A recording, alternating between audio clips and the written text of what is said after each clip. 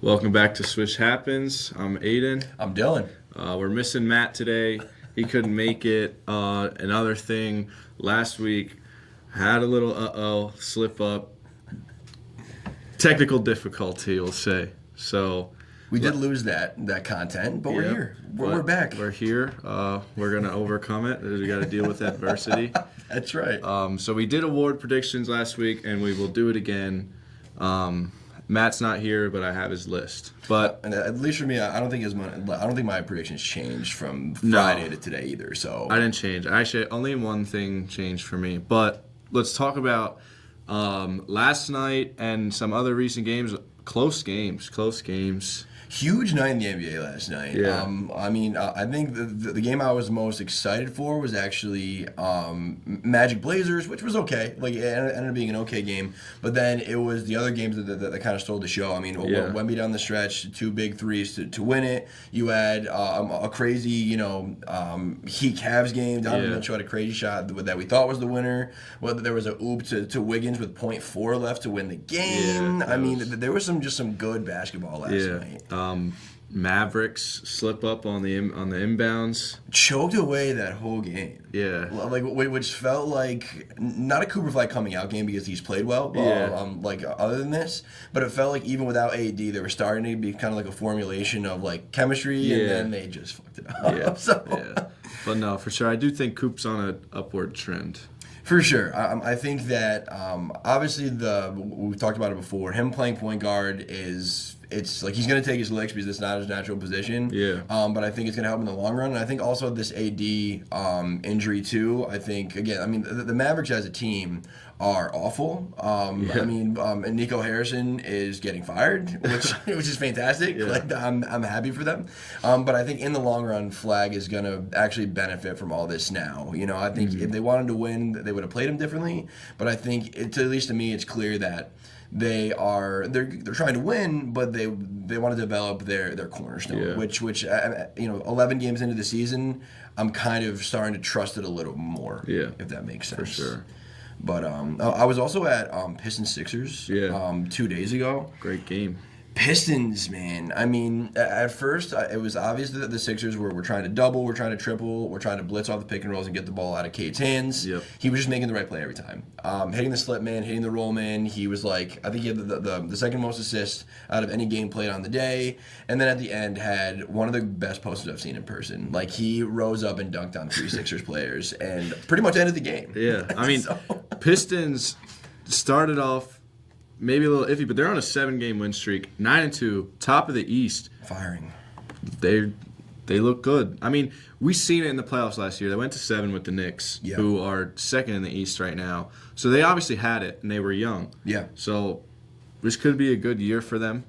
They look really good. I was having a conversation with some other buddies yesterday about who is the second best player in the East, because I think that, like, consensus, Giannis is probably the best player in the East. For sure. I think a week ago, if you asked me, I would have said, Donovan Mitchell would have been the first name to come to mind. Yeah. Maybe a Brunson in there. Maxey would have been in the mix. I mean, at least by the record, and then honestly just by seeing, like, I'm so biased against after I see a guy in person. Yeah. But Cade is probably the second best player in the East to me right now. Cade is a really good player. He's a do-it-all leader. Yeah. And that's exactly what you want out of your point guard. And he's winning now. Yeah. So there's nothing really you can take away from him. 100%. Obviously, still young. Got to see a lot more, but he's solidified himself. He has already solidified himself, but now with this winning, he's a superstar, for sure. One of the best players in the league. I'd be interested when we do our top 25 players, because I haven't done the exercise yet. I haven't either. Cade's gonna be an interesting one. Yeah. Like, he could be creeping into some territory, like top 10 territory that I didn't expect. I'm not gonna lie. The league at this time, it's at a transitional period where young guys are gonna overtake vets and stuff. So I'm interested for it too, because I don't even know what I'm gonna do yet. Yeah, it's hard. And the top top 3, top 5. It's all a toss up. 100%. Like, there's so much talent across the league. I mean, aside from a team like maybe Brooklyn, like, I love watching League Pass every night. Like, every night I'm flipping through games. Like, oh, Charlotte's on. I want to watch Charlotte. Like Charlotte last night only lost by 10 to the Lakers. Like, Con Kinniblom's had a triple-double. You know, like, Utah has Lauri Markkanen and a bunch of young guys. Like, every team has fun players. I don't want to watch Brooklyn, though. No. I don't want to watch Cam Thomas and Michael Porter get theirs. It's a very, very competitive league. I think basketball as a whole, there's just so much talent across the whole world now. It's crazy. I love it. Yeah, I mean, I think that I know a couple weeks ago we were talking about scandals and a lot of things that weren't great for the league, and kind of Adam Silver and legacy. But I mean, I think what overshadows that is if the talent can continue, just get better and better. We can get, I think. As Americans, I feel like a lot of the discourse on some of the podcasts I listen to has been like, oh, who's the best American star? Who's the best this and that? I don't think that matters as much. I think it's actually the opposite. I think it's great that this is becoming an international game more and more. I think it helps the popularity of the league. So, yeah, I think it's cool. I think it's cool that it's like an international game. Debatably, the top 4, top 5 are not American. Yeah. Top 5, I think the top 5 are not American. Absolutely. What was in no order? What you got? Luka, you got Giannis, you got SGA, Jokic, Wemby. Yeah, that's 5 internationals. Yeah, that's crazy. The best American player. I mean, Cade, Mitch, like. Yeah. I mean, when Tatum's healthy, and like those guys are great, but they're not at the level of these guys right now. No, absolutely not. Which again, I think it's kind of fun to be honest. I think it gives something different to the league. Definitely. All right, do you want to rip through awards again, or? Yeah, I mean, we're speaking of the best people in the league. Let's get into it. So we'll start with the MVP. Do we want to start with what Matt had? Yeah. All right, so Matt has number 1 winning the MVP, Luka Doncic. Number 2, SGA. And number 3, Jokic. Not bad. You can't really go wrong with this MVP, especially this early in the year. Everybody looks good in the top 5. Mm-hmm.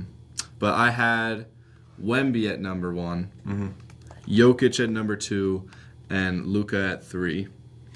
Okay, and I had Luka at 1. I had Wemby at 2, and I actually did change it. I have Giannis at 3 instead of SGA now. Yeah. So I think that just putting Giannis in the mix, I think that he is taking on like a really heavy load, obviously, with the Bucks. I mean, I'm going to talk about another Buck later, but I mean, they don't have almost anything surrounding him to really help him out a bunch. I mean, I know they brought in Miles Turner, but I mean, he's doing a lot on his own. They've been okay. I mean, in terms of East standings, they're 7-4. I mean, they're still playing well. So I think that he's doing a lot more. Like, I love SGA. Obviously, we're both Thunder fans. I love SGA. I think that his supporting cast is unbelievable. Like, SGA is doing the same thing they did last year. And I think that there's a different conversation between deserving and who's going to win it. Yeah. I think predictively, I think Giannis is maybe doing a little bit more. Yeah, I would put SGA at 5. I think he got his one and only MVP they're going to give to him. Sure. He'd have to do a lot to beat these other guys, I think. Yeah, because his MVP went away from the trend of what it's been. It's been triple doubles. Like, it's not just about points and wins. Yeah. But talking about wins, I think out of those 3, Wemby, Jokic, Luka, I really think it comes down to, like, who's number 2 in the West. 100%. Because, I mean, Jokic is leading the league in assists right now. Yeah, and rebounds. And rebounds. Luka is putting up insane numbers. And so is Wemby. So it's really just a toss-up. It's going to come down to who votes. And that's why I have Wemby at 1, because I think he's the trendy guy. He's the new face of the league. Yeah, so I think it might go Wemby, but I could very well see Luka and Jokic winning. Yeah, I was interested in Jokic stuff. So and this is actually some new stuff from our race pod to now too. I think that a big reason why Jokic, like, he's seen a little bit of like a points drop and a usage rate drop is actually a good thing for their team, is because the additions that they've made have allowed him to come off the court. And I think that in the past, we've all seen the stats of, like, when Jokic comes off the court, it's like a 16, 17, 18-point difference between him on and off. Where now you can bring in a Jonas Valanciunas. You have Cam Johnson there that different than Michael Porter can handle the rock a little bit. Bruce Brown is back. I mean, that lineup of what? Jamal Murray, Cam Johnson, Bruce Brown, Aaron Gordon, Valanciunas. That's still a solid lineup. So I mean, I don't think Jokic has to carry the burden of what he was doing before.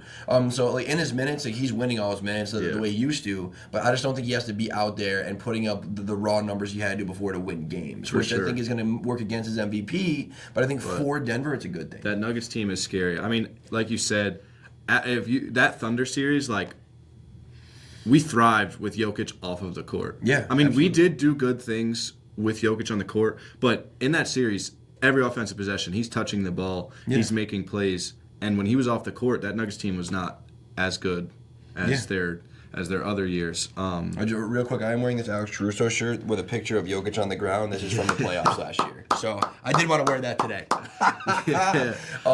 yeah, no, I think it's a valid point. I think Denver is, after 11 games, at least the biggest threat to OKC, in my opinion. Like, over the Rockets, over any Eastern team, Denver's going to be a little bit scary. And Denver always scares me because they always have that fourth quarter, end of the game, they just hit shots. I hate it. God, Jokic is so good, man. But Rookie of the Year. Ooh, okay. I actually changed this. Let's go. I love it. Let's hear it. Last time we talked, I had VJ at 1. But now I have Coop at 1. Okay. VJ at 2. And I have Dylan Harper at 3. I like that. Dylan Harper, he's been out, but he has the highest plus minus out of all the rookies. Huge. But I changed Coop. Because VJ, he had a really hot start, and it kind of inflated his numbers. Agreed. I think Coop will have a more consistent year. I do think VJ is that electric guy. He's going to have those nights where he can go for a lot, but so can Coop. But looking at their numbers, I mean, VJ is averaging 16 points, 6 rebounds, 4 assists on 42%. Coop, 15.7 rebounds, 3 assists, 42%. So they're pretty identical. Yeah. But I just take Coop over it. I think that's valid. I have Coop at 1.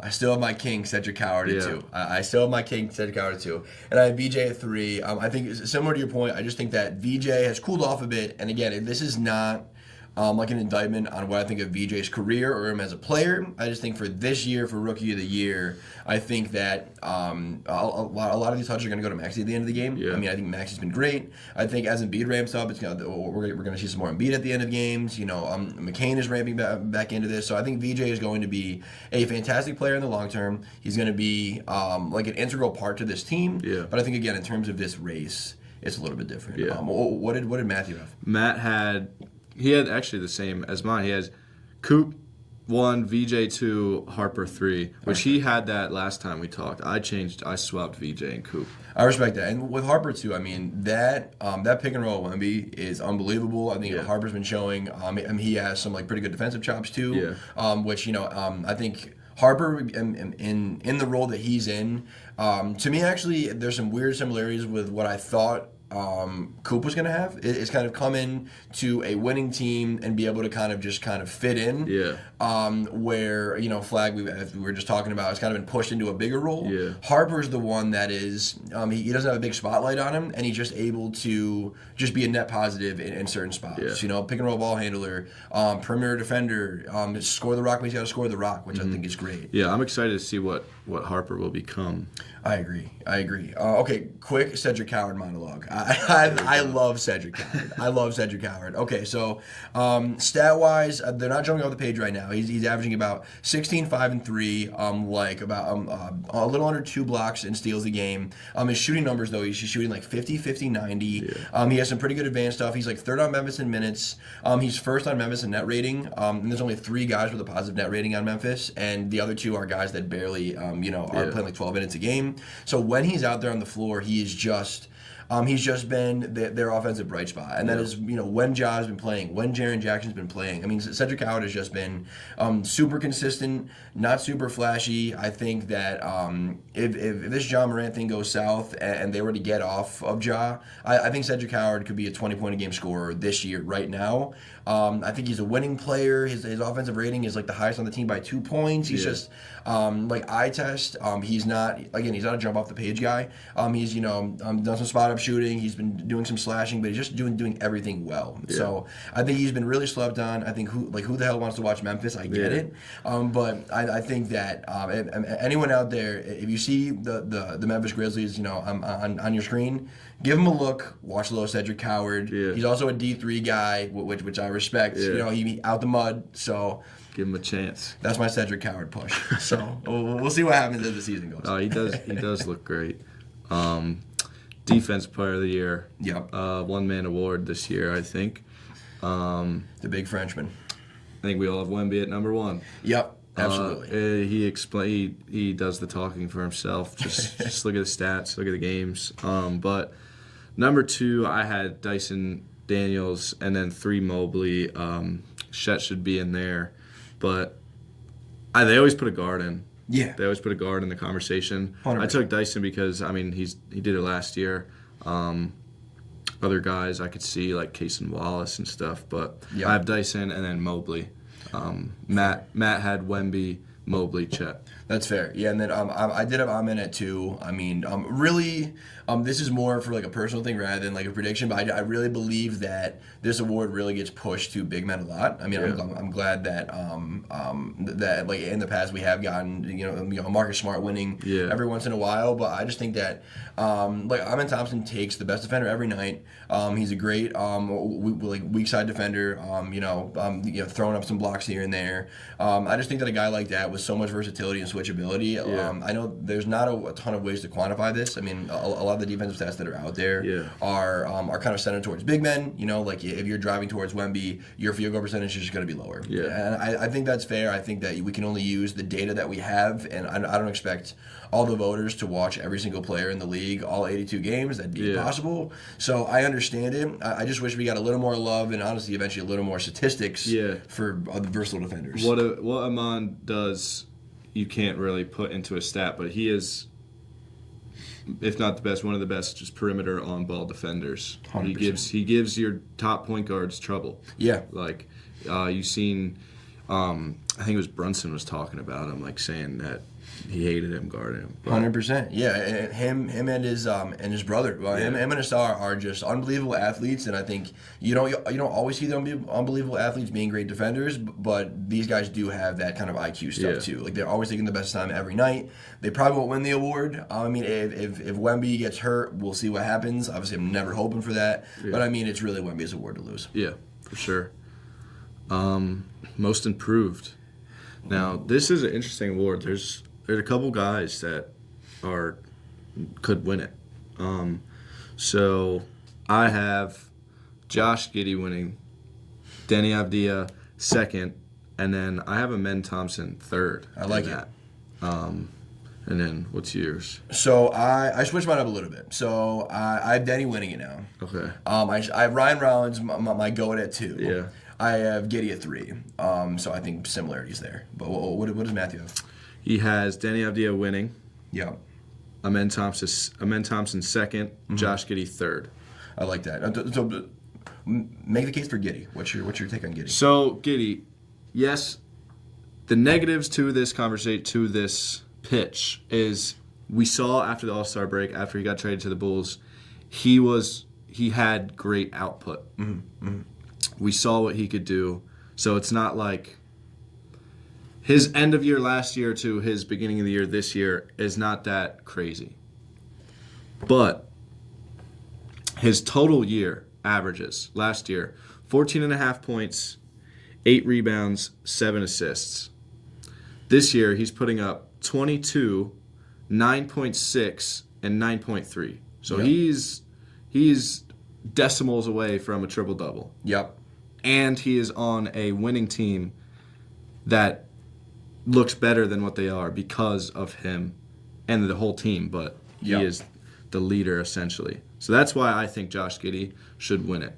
I think that's fair. Yeah, I think the only thing with Giddey is that it's funny, between now and last week, where I'm already starting to kind of see why I was a little bit apprehensive, and I think that it looked a lot better when they were 6-1. Yeah, you know what I'm for saying? sure. Where they lost 3 straight. I mean, I don't want to be prisoner in the moment, but I think overall, in the grand scheme of things, like if they end the year at that 38-40 win mark where they have been for the last couple of years, I think it gets a little tougher to make the argument. Yeah. A little bit. Again, they could be better than that. Giddey's stats could go up. I mean, he's had some monster games that could actually boost those points per game, assists per game, rebounds per game. If he keeps shooting well, like he's still going to be in the mix all year.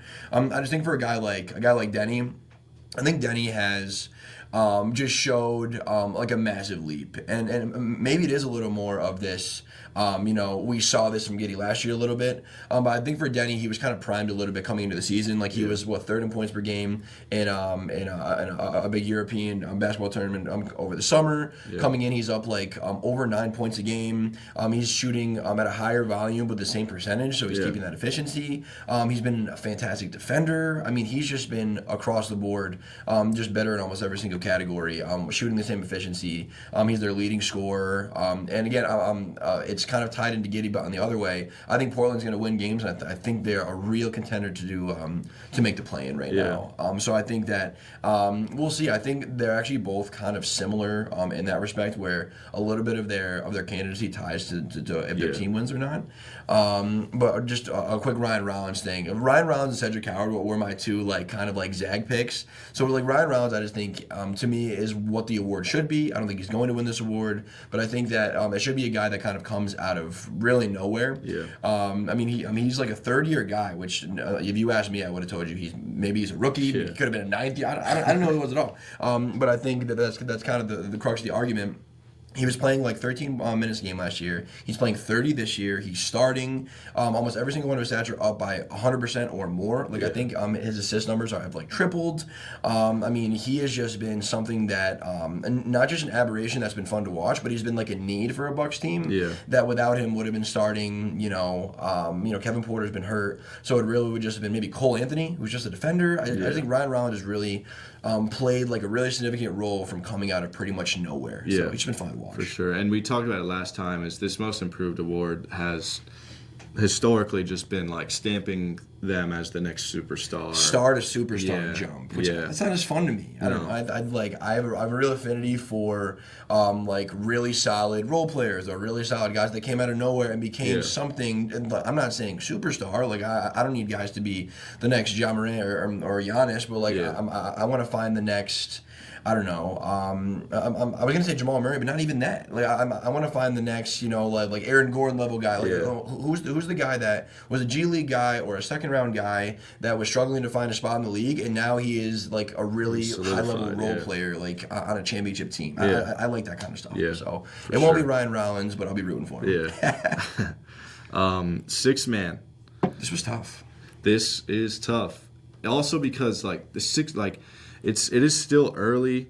We're at 8th way through the season but there's still a lot to go. There's still a lot of guys that could drop off or pop up, especially for the 6 man.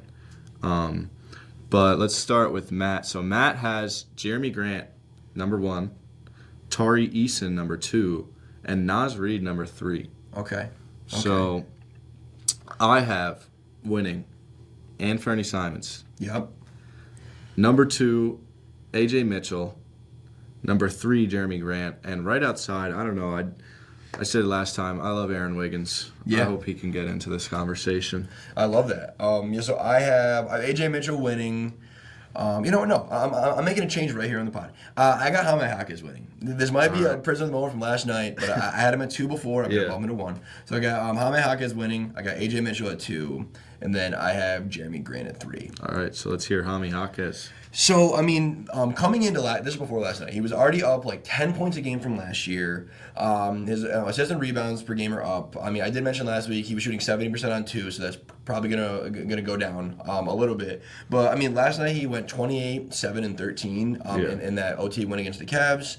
I just think he's just been really consistent and really solid. I mean, he's been an okay defender. He's been someone that's going to come in and fit right into that Heat system that they've been running. Ton of pace, great slasher. Just finishing at the cup, getting fouled, rebounding. Just again, that stereotypical Heat guy that is just going to really do everything. So I just think he's been really great. I think the Heat could be that kind of that stereotypical overachieving Heat team. When you look at the roster on paper, it's like I don't really know what this team is. But then through Bam Adebayo's injury, we haven't even seen Tyler Hero yet. They're still they're playing okay this year. Yeah. I mean, they're 7-4. They're tied with the Cavs. They're tied with the Bucks. They're third in the East right now. I don't know if that's going to continue, but I think the reason it's been like this has been because of Jaquez. So that's my case for him. All right. AJ Mitchell putting up crazy numbers. Very unexpected kind of too. Yeah. But I don't think these numbers will stay this high. I think his usage rate is a lot more right now because J-Dub's been out, a couple of other injuries. But I think his usage rate is higher than what it will be for the rest of the year. True.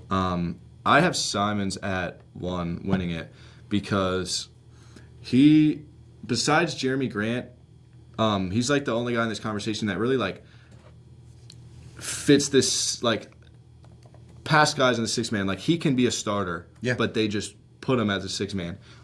He was the Trailblazers guy for a little bit. Obviously he fell off kind of, but I think he's shown that he can put up the numbers consistently. Like he can do this, he can do that.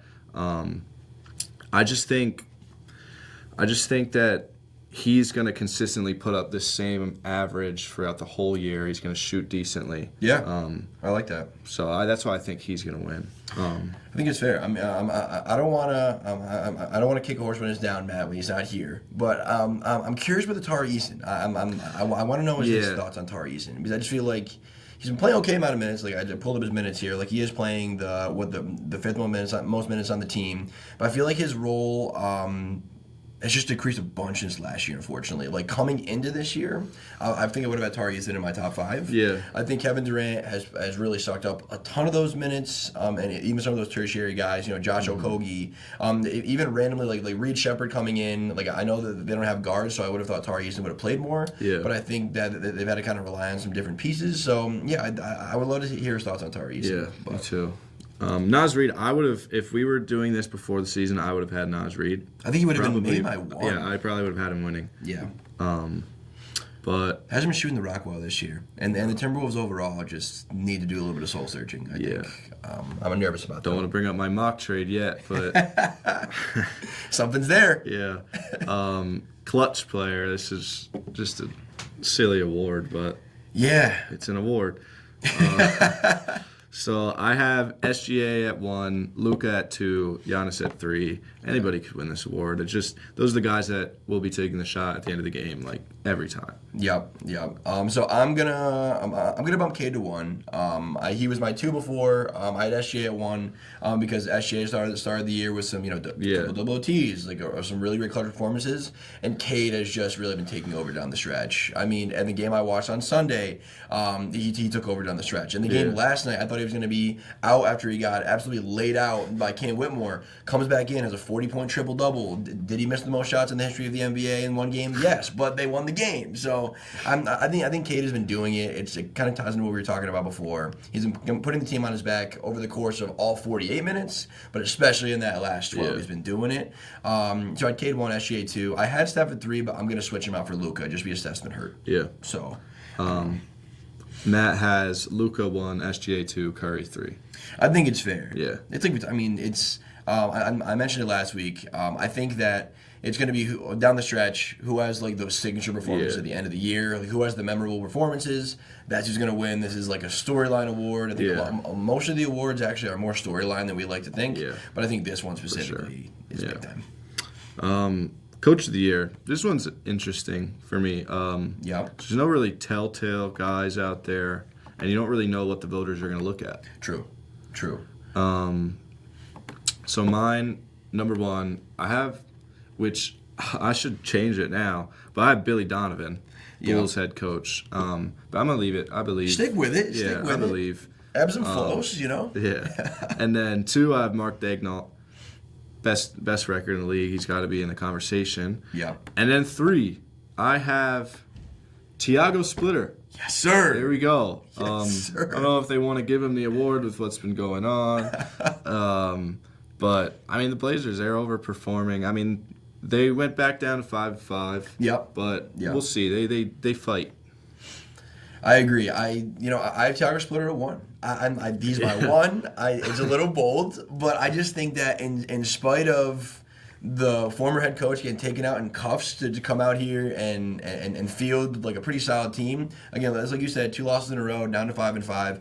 I think defensively they are going to be in games all year. Drew Holiday, Denny, Kamara, Klingon. They just have defenders all over the board. I think the scoring is going to be an issue, but I mean I don't see any reason why they can't push for this play-in spot. I mean they're at 9 right now. They have the Suns above them at 8, who I think they could jump.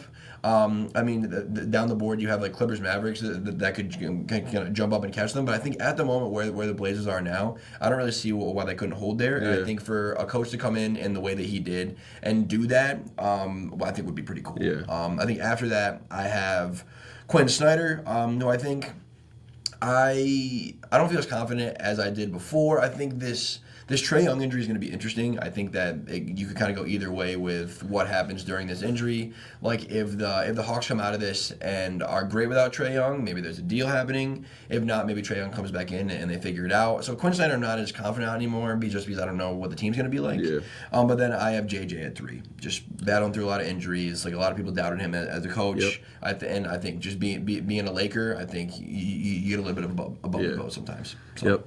Matt has Mitch Johnson, Spurs coach, number 1, winning.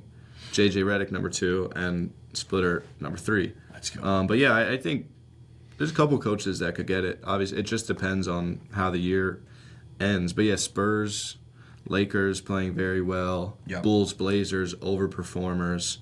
And then Daignault if you have the best record in the league, you can't not be in the conversation. Absolutely, yeah. I think, I would say dark horse, but now that they're 9-2, JB Bickerstaff from the Pistons, I think is going to probably be firing up the board. You know what?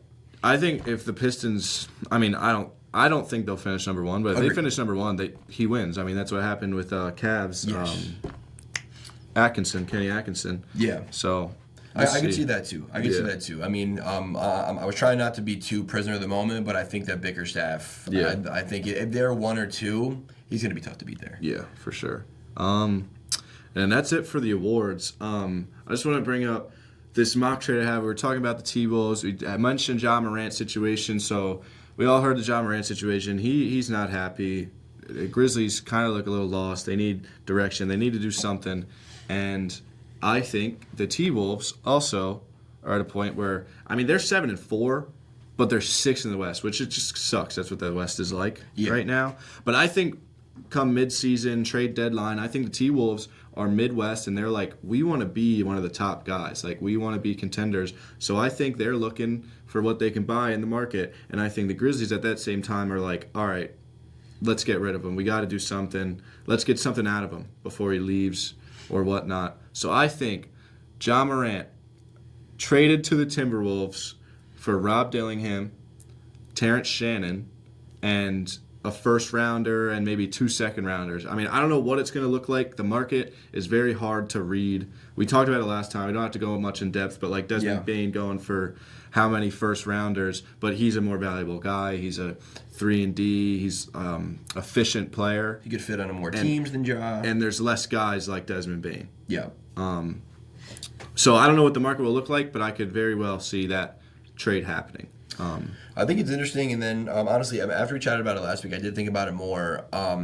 I'd be interested if they were willing to give up Naz Reid in that trade. I'm more not interested for the T-Wolves. I'm actually more thinking on the Grizzlies side. Yeah. I think Naz Reid next to Jaren Jackson is like a really great pairing because Naz Reid just can't really defend, and Jaren Jackson would be a cool duo. I think that I don't think that the Timberwolves would do that, but I think if they did, it might allow them to keep maybe a Terrence Shannon or if they did Naz Reid and Dillingham and a first, I think you get that deal done. I think without, I think if you're doing Dillingham and Shannon, I think that they might have to load up on some assets a little bit. But again, I mean, it's what do the Timberwolves want to do? Yeah. Like, do they want to mortgage their future to fill a hole? Because I mean, DiVincenzo and Mike Conley are not cutting it at the point guard for them. It's, I mean, their hole is clearly at that point guard position. 100%, and it's like you said. I mean, I know they're 7-4, but I mean, like, I think in a playoff series, I don't think they're beating. I mean, above them, Rockets, Lakers, Nuggets, Spurs, Thunder. I wouldn't take Timberwolves in a series against any of those teams. And I mean, we saw in the Western Conference Finals, they weren't competitive. They obviously had that one game, but other than that, worked. Yeah, it's just like you said, they're 7-4, but that doesn't really mean much in the West.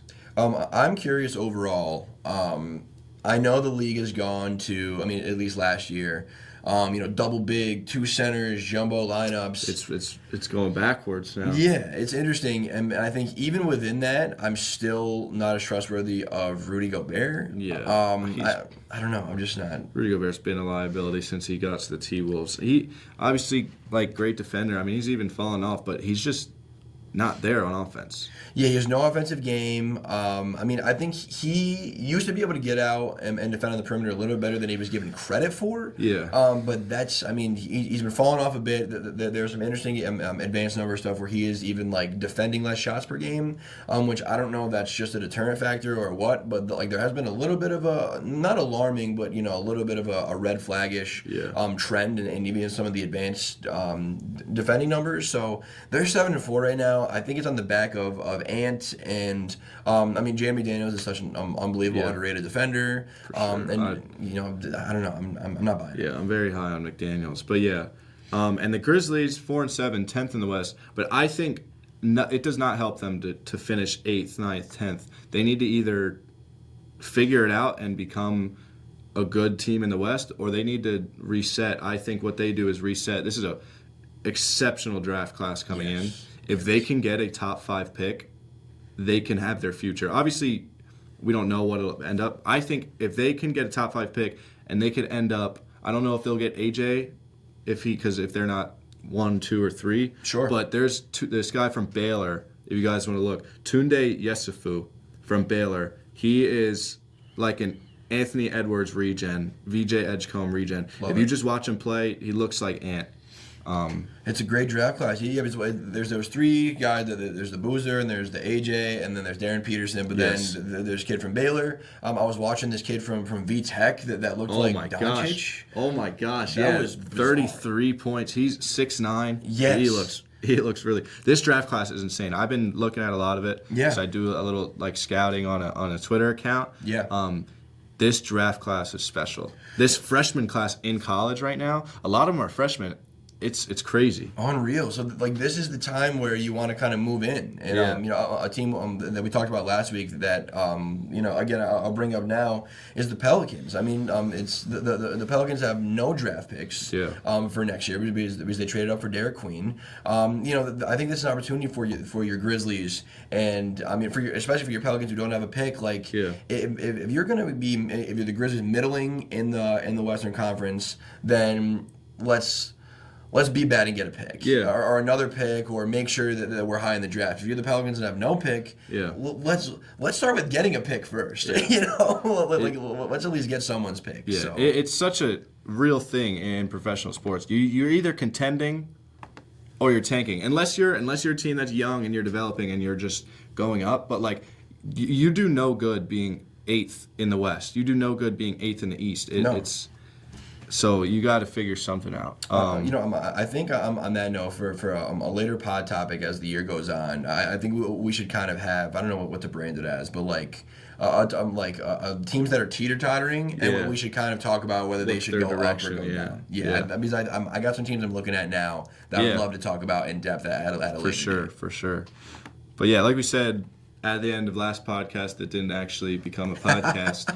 After these award predictions, we're just going to do whatever fun stuff. We're going to do top 25 players next pod. And then other than that, we just do whatever. And here's a little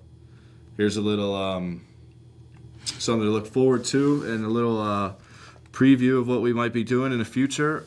Since it's only 2 Thunder fans here, we are going to do an all-time Thunder draft. We got a wheel that has point guard, shooting guard, small forward, power forward, center. To clarify, we're only doing Thunder, no Supersonics. Yep. And you can put anybody anywhere. I like that. So, who wants to go first? Let's.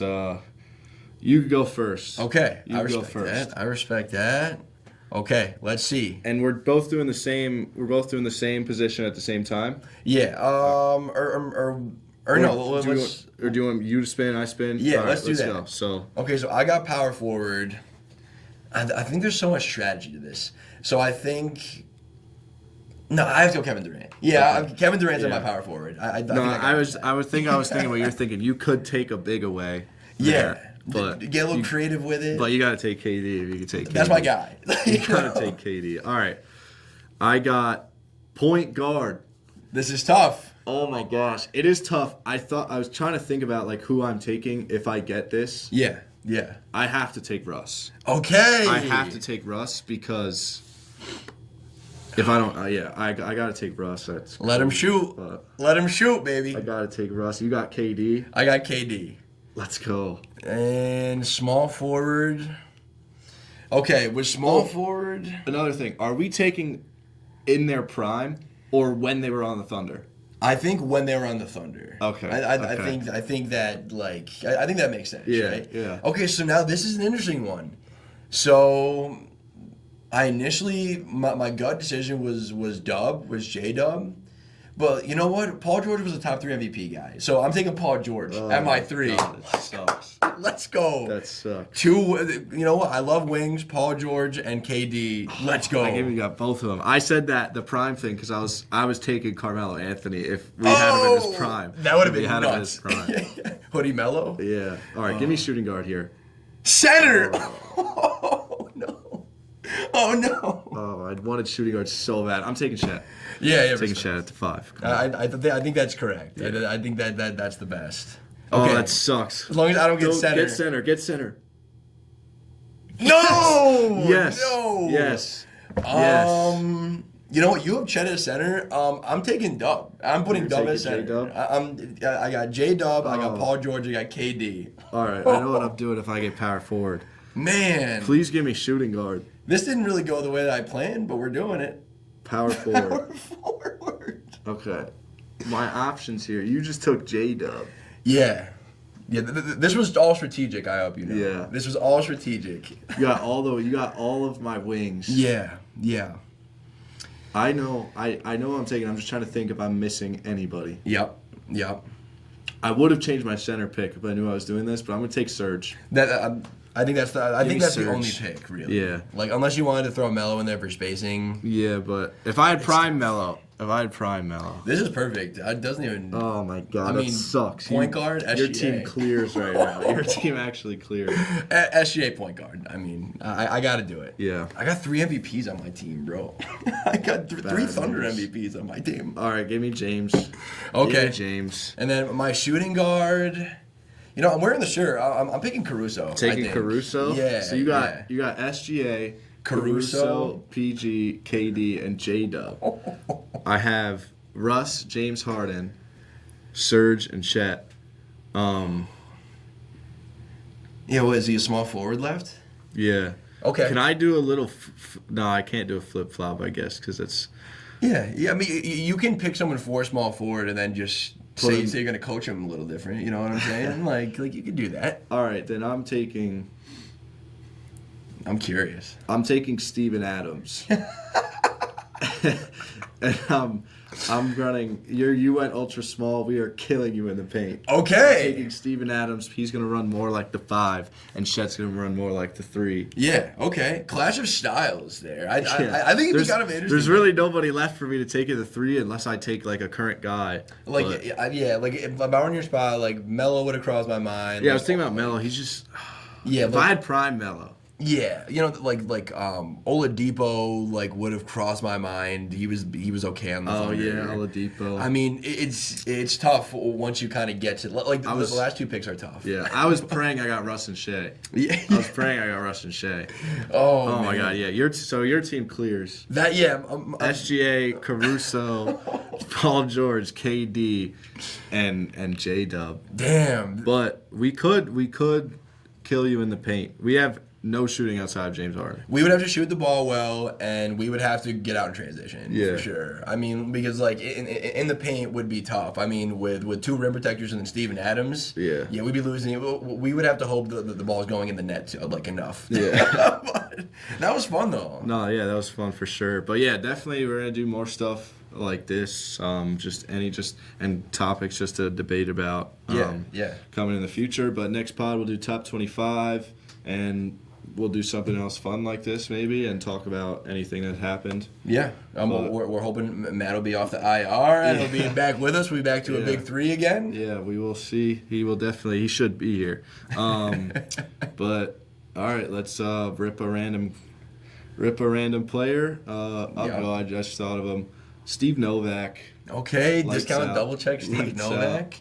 Okay, I'm gonna go one of my favorite college players of all time, Jared Sullinger from Ohio State. Went to the Celtics, ended up being terrible, but I remember at the Y I used to want to be Jared Sullinger. I used to wear the band, just only shoot middies, so that's my guy. Good pull. But all right, thank you guys for watching. All right, guys, Swish Happens. Yep.